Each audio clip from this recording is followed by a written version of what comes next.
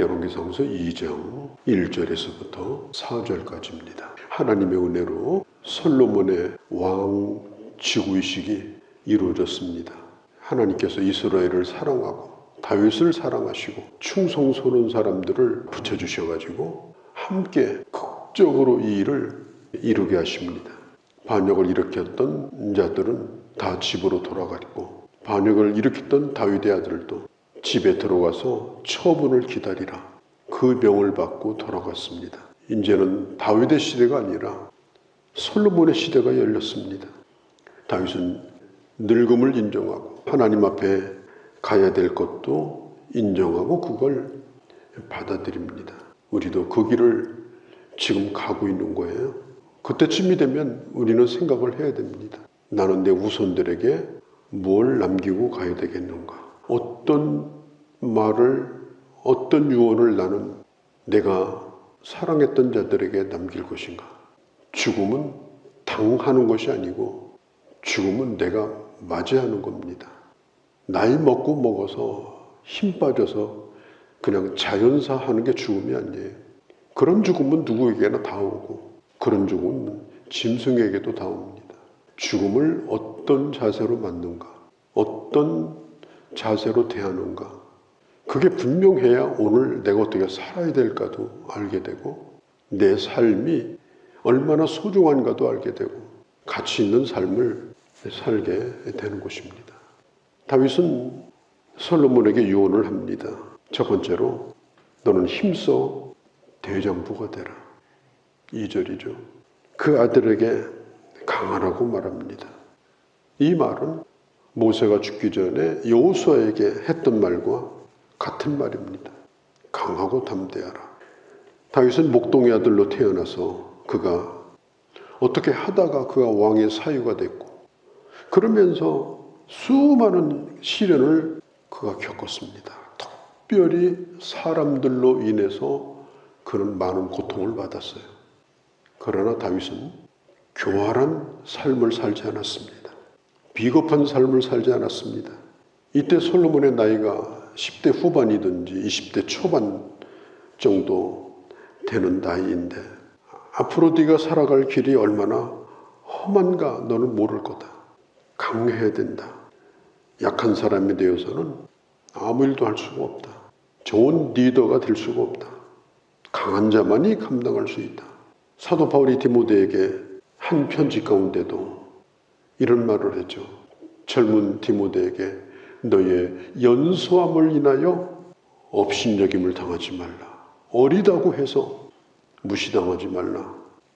네가 누구인가를 알고 당당하게 너에게 준 사명을 감당해라. 지금 어린 솔로몬에게 다윗은 그렇게 유언을 합니다.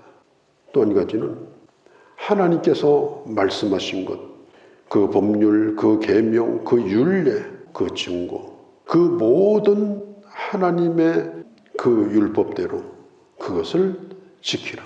그러면 어디를 가든지 형통할 것이다. 한마디로 말하면 하나님의 말씀에 순종하면 하나님이 너의 길을 열어줄 것이다. 시편에도 나와 있죠. 하나님의 말씀은 내 발의 등이요 너의 가는 길의 빛이다. 세상에 어두운 게 문제가 아니고 내게 빛이 없는 것이 문제고 내게 등불이 없는 것이 문제예요. 이겨나갈 수 있는, 분별할 수 있는 말씀으로부터 온 지혜가 없고 인간의 꾀만 가득하고 욕심과 야망만 가득하다면 살아갈 길이 막막한 거예요. 다윗이 솔로몬에게 말해요. 하나님이 주신 모든 말씀대로 순종하라. 그러면 하나님이 너의 길을 열어주실 것이다. 좌우로 치우치지 말라. 어떤 것에도 마음이 묶이지 말라. 요즘 선거철 이데올로기, 무슨 보수, 무슨 진보, 그런 건 노마 시대도 있었고 우리나라 50년 전에도 있었고요. 여기에 매여가지고 특별히 신앙의 침해를 입으면 그 사람 자신만 손해를 보는 거예요.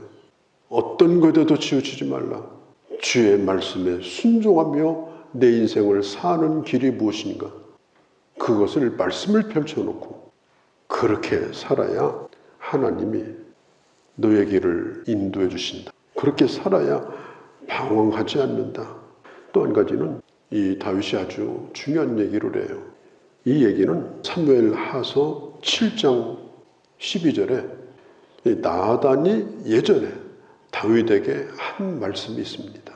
선지자가 그 나단이 했던 말을 오늘 4절에 다윗이 자기 아들 솔로몬에게 그대로 그걸 전해줍니다.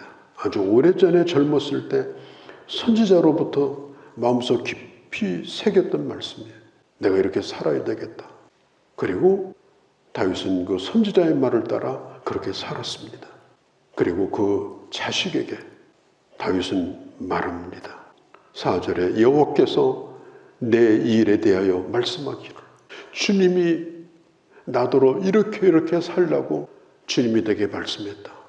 이것은 너의 아버지에게만 해당되는 것이 아니라 내가 받은 말씀을 나의 유산처럼 내가 너에게 물려준다.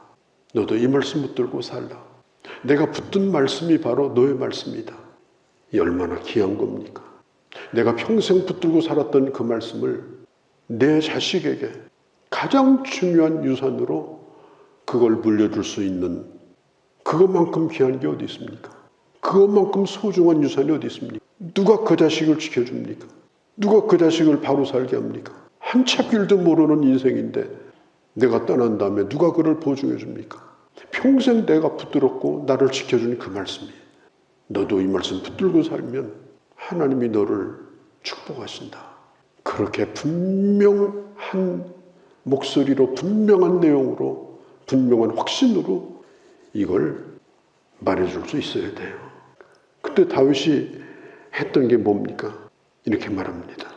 그때 주께서 내게 말씀하기를 너 자신뿐 아니라 너의 자손들도 마음을 다하고 성품을 다하여 진실이 내 앞에서 행하면 하나님께서 너의 후대가 끊어지지 않을 것이다. 내가 믿을 수 없는 말씀이라면 그걸 가지고 누구를 믿게 하겠습니까? 내가 축복으로 붙들지 않은 말씀이라면 그것으로 누구를 축복하겠습니까? 내가 성품을 다하고 진심을 다하여 붙들고 그 말씀대로 살았고 그리고 내 자녀도 그 길을 따라 살면 후회함이 없을 거라는 확신을 가지고 그렇게 말할 수 있는 것, 확실히 이루게 하리라. 4절 끝에 말하잖아요. 확실히 이루게 하리라. 너는 이 말씀을 붙들고 살라. 내게 주신 말씀이지만 내가 너에게 물려주는 유산이다. 이걸 깊이 생각해야 됩니다. 이렇게 사는 것이 잘 사는 거고 죗값은 하고 사는 거고 내가 없는 세상에서도 그 자식을 내가 지켜주는 길입니다. 이건 유언의 전반 부분입니다. 그리고 뒷부분은 왕으로서 어떻게 공의를 행해야 될까 이걸 이제 말을 하는데 다윗은 일생토록 수많은 사람들을 겪었어요. 긍정적으로 기억되는 사람도 있었고 부정적으로 기억되는 사람도 있었고 생각하면 정말 마음이 아픈 사람이 있고 생각하면 고맙고 감사하고 그립고 이런 사람이 있고 다윗에게도 그런 사람이 있었습니다. 목에 걸린 가시처럼 남아있는 사람이 누구냐?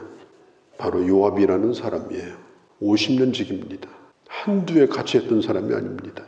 요압은 군권을 가지고 있는 사람입니다. 요압은 다윗에게 충성을 했지만 뒤에서는 다윗을 멸시했던 사람입니다. 다윗이 그걸 잘 알고 있습니다.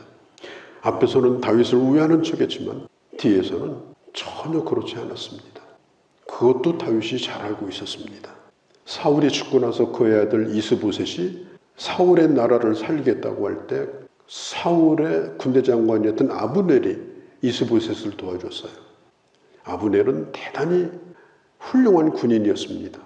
아브넬이 이스보셋을 돕고 있다는 것은 다윗에게는 나라를 통일시키는데 이게 암적인 존재입니다. 그런데 아브넬이 다윗에게 몰래 찾아왔어요. 내가 이스보셋을 떠나서 내가 다윗을 돕겠다. 이제 사울의 시대는 끝났고 하나님께서 다윗과 함께하는 걸 내가 봤다. 다윗이 너무나 기뻤어요. 아브넬만 돌아오면 이제 천하가 통일되는 거예요. 그런데 그 소식을 누가 알았냐? 요압이 알았어요. 아브넬이 돌아가는데 요압이 왕이 너를 보자고 한다. 그러고 아브넬을 다시 불렀어요. 그리고 유인해가지고서 아브넬을 때려 죽였습니다. 왜 그랬냐? 나라의 미래 이런 건 관심 없어요. 아브넬이 오면 나하고 경쟁자가 될 거고 내 군권에도 문제가 생긴다. 그리고 죽인 거예요. 그 얘기는 나라도 없었고 왕도 없었어요. 오직 자기 권력, 자기 자존심. 앞에서는 다윗을 위해서 일하는 척 했는데 뒤에서 한 일은 자기 자존심이에요.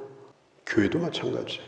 정말 교회가 잘 되고 특별히 내가 할 수 없는 일을 교회에서 누군가가 했을 때는 밥 사주고 떡 사주면서라도 내가 못한 일을 당신이 했으니 얼마나 고마운 일이냐, 감사한 일이냐.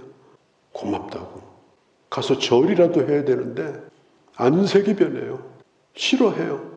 비아냥거려요. 그게 요압입니다. 우리가 주를 위해서 일하면서 진정으로 주를 위해서 일해야 됩니다. 진정으로 교회를 위해서 일해야 됩니다. 그것은 하나님이 하십니다.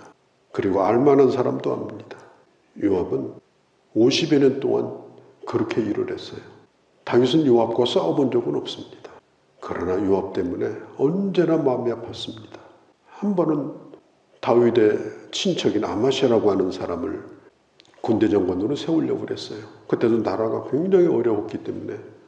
그런데 요압이 아마샤를 또 때려 죽였어요. 그때도 다윗이 아무 소리를 안 했습니다. 너무나 마음이 아팠습니다. 그러면서도 앞에서는 굽신거리고 다윗을 위해서 일하는 척했어요. 다윗이 죽을 때 솔로몬에게 얘기합니다. 내가 죽으면 그를 처리해라. 그는 교활한 사람이니까 함부로 손대면 안 된다. 그러나 반드시 제거를 해라.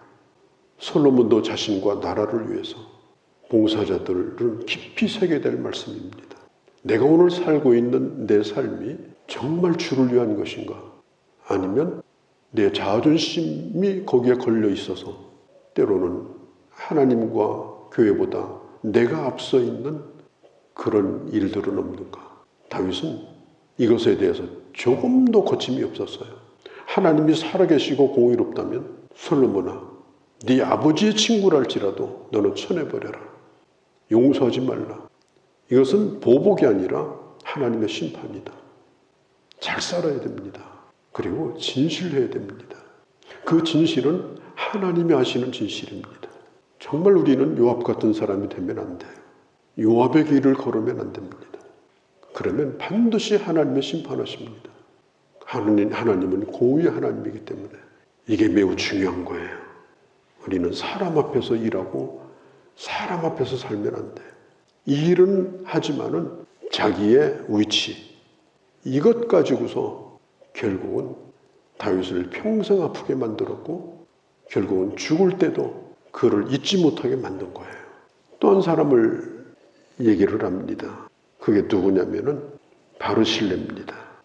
이 사람이 누군가 하면 다윗이 그 아들에게 쫓겨나가지고 도망갈 때 그때에 바르실레라고 하는 분은 나이가 많이 든 분이었어요. 그렇게 다윗을 도와줬어요. 아무도 의지할 것 없을 때 그때 다윗의 편이 돼서 자기의 소중한 것들을 다 내놔가지고 그때 그를 도왔습니다. 나중에 왕궁으로 들어가면서 어르신, 내가 평생 갚고 살 테니까 왕궁으로 들어갑시다. 그러니까 내가 들어가면 왕에게 방해만 됩니다. 이 노인을 그냥 여기 두고 가십시오. 그래서 바르실레를 데리고 가지 못했어요. 왕이 죽기 전에 솔로몬에게 말합니다. 그 어르신은 이미 세상을 떠났지만 그의 자식들이 있다. 그 바르실레의 후손들을 꼭 돌봐주라. 하나님은 공의의 하나님이죠. 징계를 보류했다고 징계가 없는 것이 아닙니다. 다윗이 죽자 솔로몬은 그 아버지의 말대로 그대로 실천을 했습니다.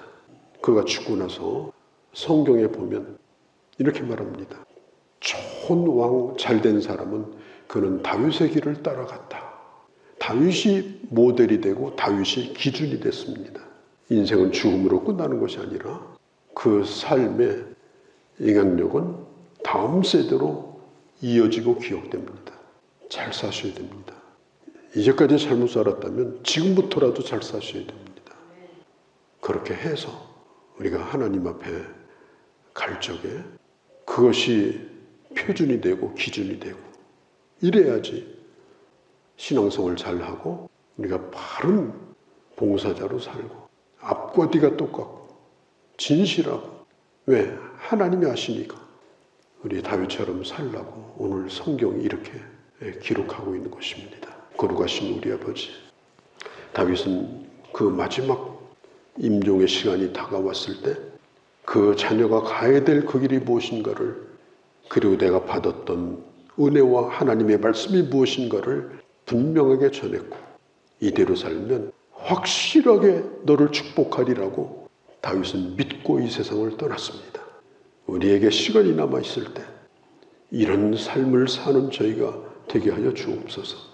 우리가 살았던 삶의 흔적이 두고두고 그것이 기준이 되어지고 길이 되어지는 그런 멋진 하나님의 사람으로 이제부터라도 살게 하시고 우리 하나님 앞에서 하나님의 사람들 앞에서 인정받는 그런 저희가 되게 하여 주옵소서. 우리 주 예수님의 이름으로 기도하옵나이다. 아멘.